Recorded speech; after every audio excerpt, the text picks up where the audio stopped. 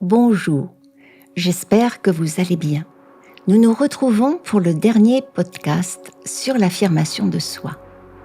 Maintenant que vous avez confiance en vous, que vous savez développer votre estime de vous, il vous reste donc à vous affirmer avec assertivité. Au fameux précepte de Socrate « Connais-toi toi-même », nous pouvons ajouter aujourd'hui « Sois toi-même ». Qu'est-ce que l'affirmation de soi ? C'est un moyen d'échanger nos idées face aux autres. C'est un état intérieur qui nous place en mesure d'exprimer notre personnalité, notre ressenti, nos valeurs, tout en continuant à être accepté socialement et sans crainte de susciter l'hostilité de notre environnement.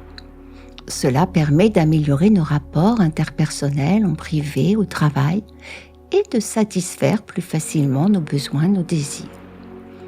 Avant de commencer, je vous signale que vous avez un test qui est dans l'article sur Espace Zen d'Enada. Le lien est sous l'enregistrement, où vous pourrez mesurer votre affirmation de vous-même en fonction, bien sûr, de contexte. Le test est ludique.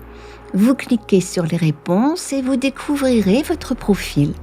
Ce test a pour objectif de vous indiquer votre comportement dominant lorsque vous vous trouvez dans une situation précise et peut-être d'améliorer votre réaction. Selon les travaux d'Henri Laborit, un médecin français qui a étudié les comportements fondamentaux des humains, nous avons 4 façons de répondre au conflit, à l'agressivité. Vous pouvez d'ailleurs retrouver le début de ces études dans le très bon film « Mon oncle d'Amérique ». Nous avons la fuite, l'agression, la manipulation et l'affirmation de soi avec assertivité. Vous allez mieux comprendre vos réactions. Ça vous permettra de réfléchir et de tendre vers un équilibre émotionnel qui vous permettra de ressentir la situation sans déformation et de répondre tranquillement à votre agresseur pour affirmer votre solidité, votre intégrité en manifestant que vous savez qui vous êtes. Donc, nous allons voir les 4 attitudes devant une situation qui nous semble agressive. La première des attitudes est la fuite. Le comportement de fuite est lié à une stratégie qui nous permet de nous soustraire, d'éviter la difficulté. Nous nous sentons en général en situation d'infériorité qui nous empêche de répondre.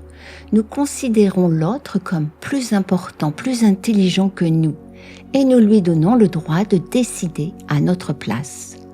Fuir, c'est ne pas s'exprimer. C'est s'associer au discours, aux actes de l'autre pour ne pas montrer notre désaccord. C'est finalement privilégier l'autre par sécurité, par peur de décevoir, toujours avec cette peur de ne pas être aimé. Nous nous sentons peut-être un peu bloqués, paralysés par timidité et nous ne pouvons pas réagir. Nous nous taisons. Nous pouvons aussi, par conformisme, prendre la couleur de l'environnement, être passif, se laisser absorber par l'ambiance. La fuite est une réponse à court terme. Éviter de répondre à un besoin est génératrice d'anxiété, d'angoisse, de tensions diverses. Elle souligne notre incapacité à se positionner en face de nos propres valeurs et le problème, bien sûr, reste inchangé. La deuxième attitude est l'attaque. L'attaque est une stratégie qui vise à asseoir son pouvoir de supériorité, de ne pas autoriser l'autre à s'exprimer, d'imposer sa vérité, ses opinions. Attaquer est une réaction pleinement émotionnelle.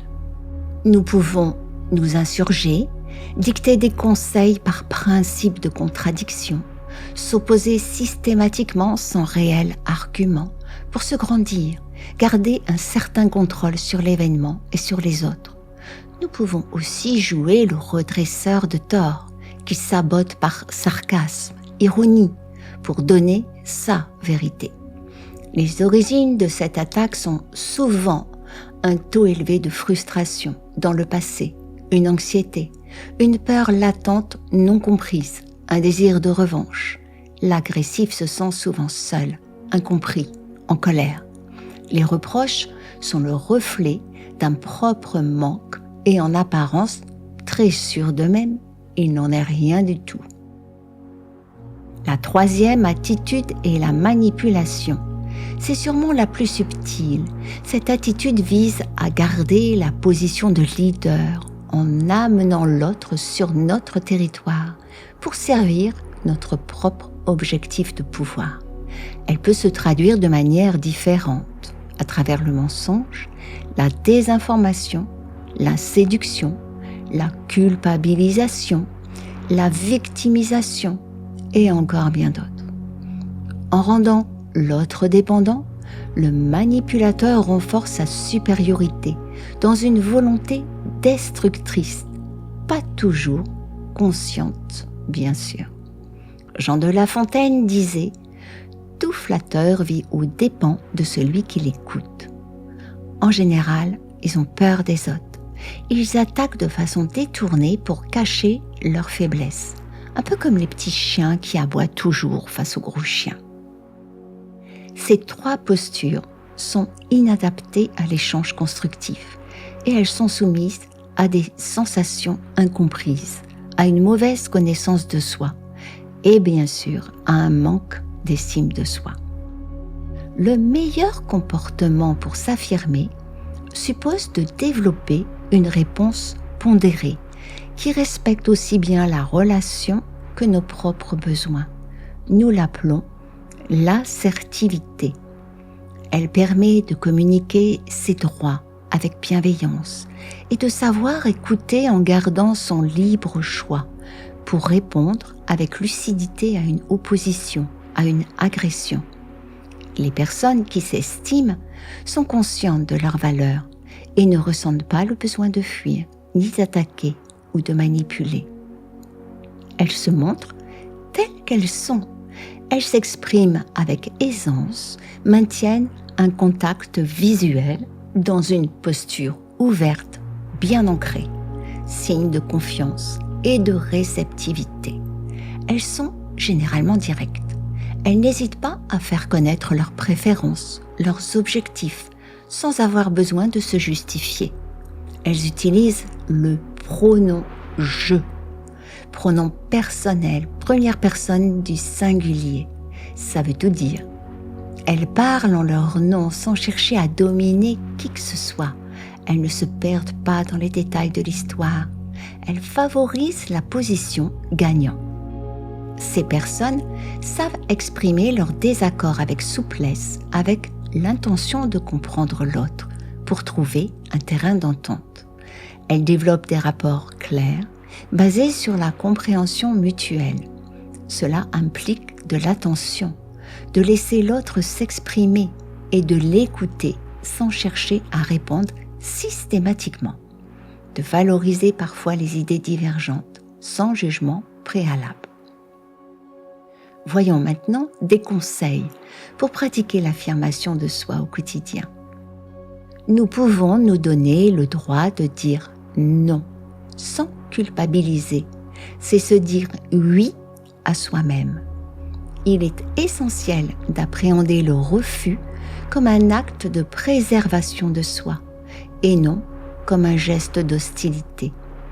Dès notre enfance, nous sommes conditionnés à rechercher l'approbation, l'affection, en acquiesçant aux diverses demandes. Cette tendance à éviter le conflit à tout prix nous éloigne de notre véritable essence. Les normes sociétales, bien qu'importantes pour le vivre ensemble, ne devraient pas nous contraindre à renoncer à notre individualité. Regardez le petit enfant, vers 2 ans. Il affirme un non ferme, sans remords. C'est le premier pas vers l'autonomie que nous refoulons très vite par peur de ne pas être aimés. Et comme l'exprime merveilleusement Tahar Ben Jelloun dans L'Auberge des pauvres. Ah, avoir la réputation d'un homme qui sait dire non, sans hésitation, sans ambiguïté, sans regret ni remords. L'homme qui tranche, prend des décisions de manière ferme et calme. J'en rêve encore. Dire oui à tout le monde, c'est comme si on n'existait pas. Tout est dit.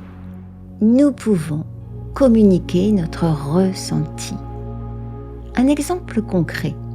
À la sortie d'une séance de cinéma ou face à la critique générale de mes amis, j'ai partagé mon ressenti. Je me sentais joyeuse, heureuse.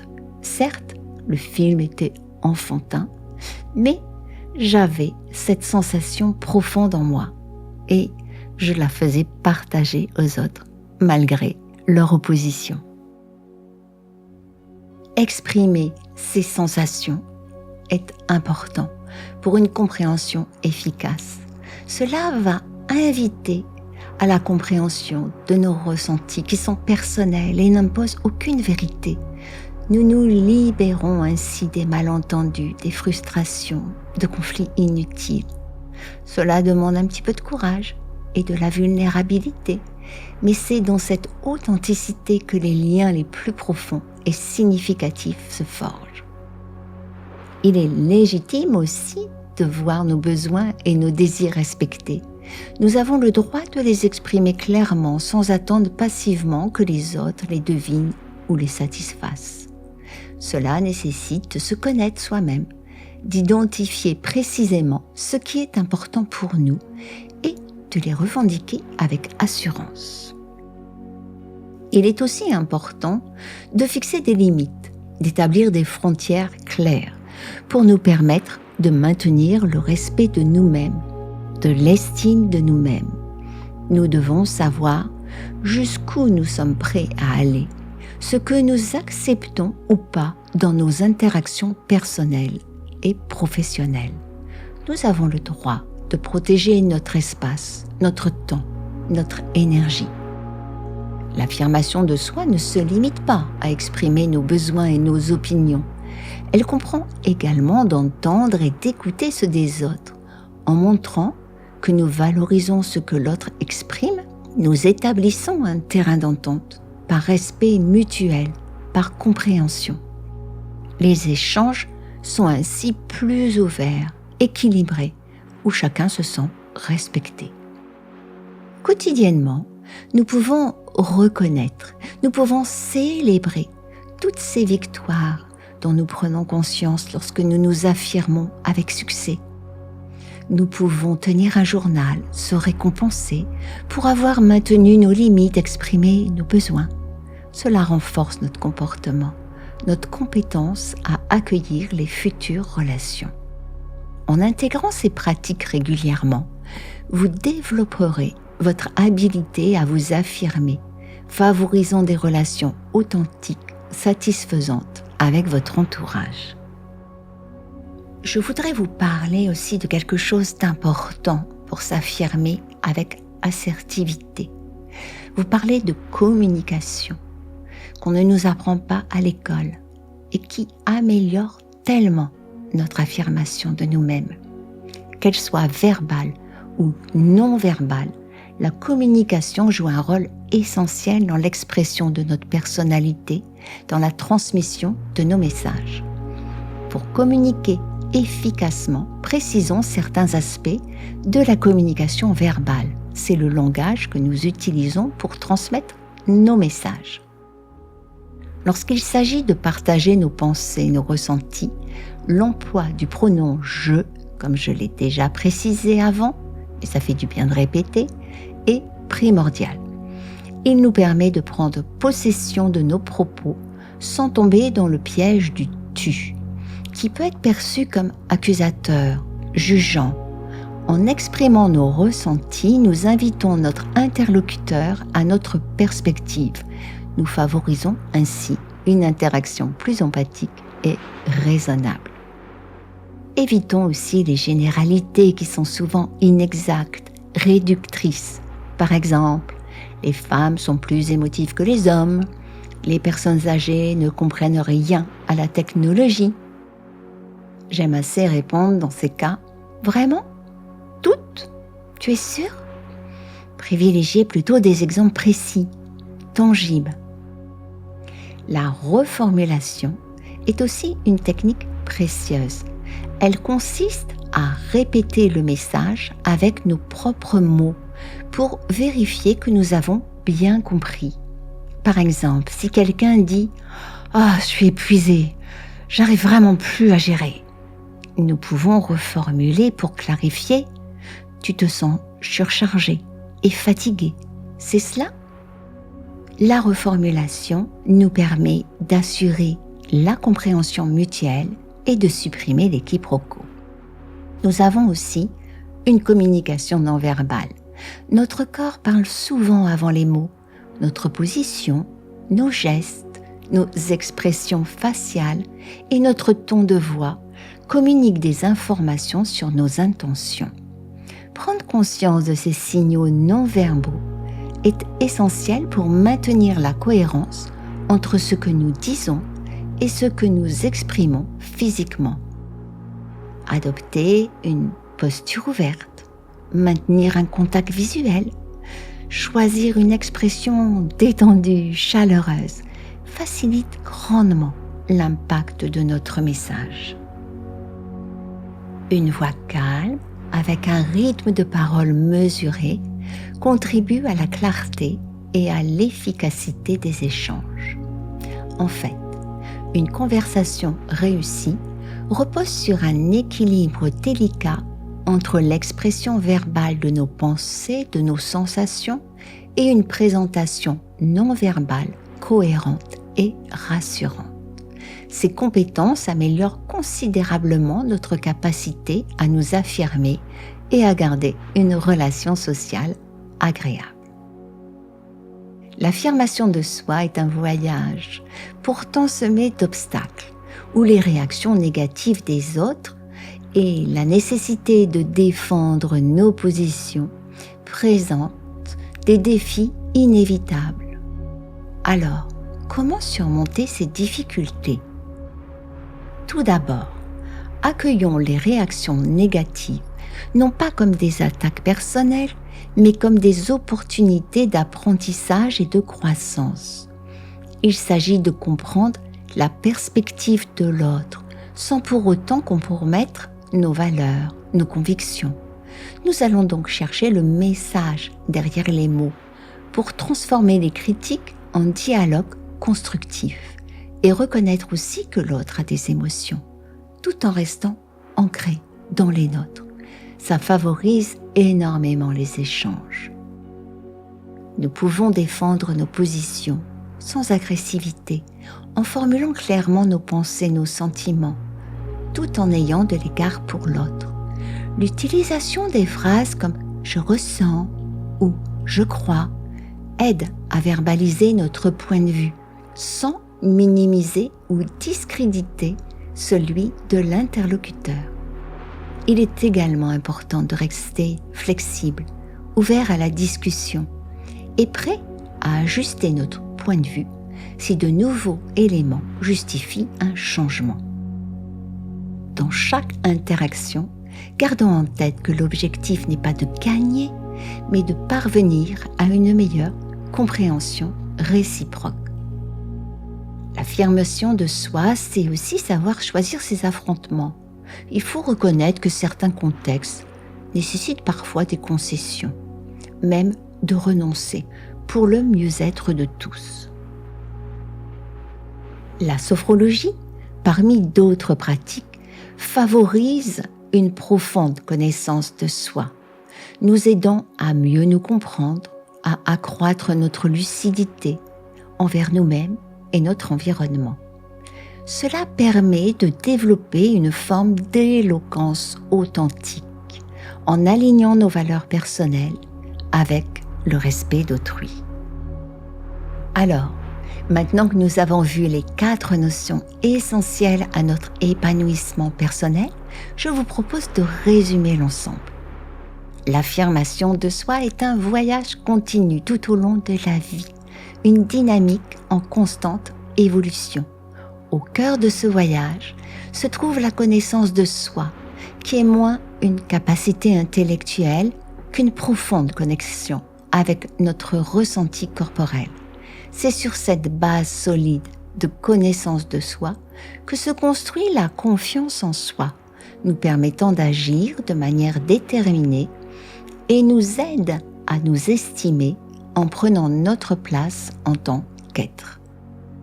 L'estime de soi, quant à elle, joue un rôle crucial en alimentant notre capacité à nous affirmer en valorisant nos propres valeurs. Ensemble, ces processus nous permettent de revendiquer notre droit à être nous-mêmes, affirmant notre individualité avec authenticité, intégrité. Voilà.